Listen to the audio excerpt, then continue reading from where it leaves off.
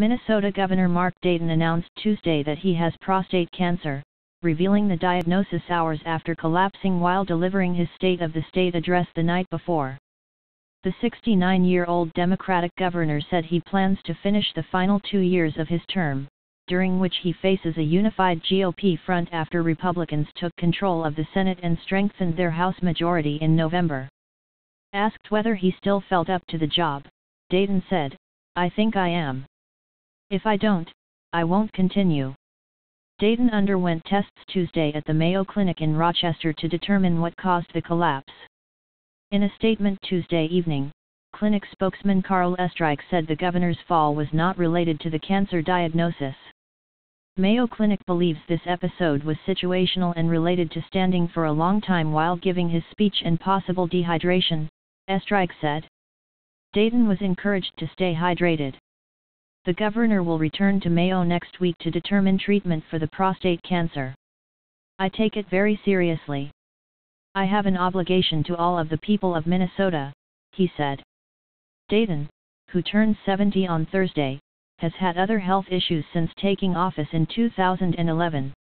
A series of back and hip surgeries have left him with a limp, though he said Tuesday he's no longer in pain.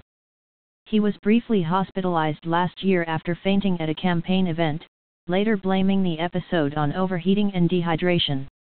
Governor Mark Dayton collapsed while delivering his State of the State speech on Monday, striking his head on a lectern. The 69-year-old Democrat appeared to be conscious as he was helped into a back room several minutes later, and a top staffer said he walked out of the Capitol on his own and was. Governor Mark Dayton collapsed while delivering his State of the State speech on Monday, striking his head on a lectern. The 69-year-old Democrat appeared to be conscious as he was helped into a back room several minutes later, and a top staffer said he walked out of the Capitol on his own and was. Dayton was about 40 minutes into his annual address Monday night when he began stumbling over his words and trailed off, shaking after taking a sip of water and crumbling behind the lectern, where he struck his head. Several state officials rushed to his side to catch him, and medical professionals serving in the legislature gave aid. He appeared conscious as he was helped to a back room and later walked out of the Capitol on his own to return home, where a top staffer said he was given routine tests by emergency medical technicians. Dayton returned to work Tuesday to unveil his proposal for a $45.8 billion budget.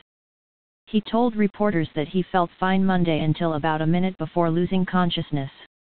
"It was a very brief episode," he said.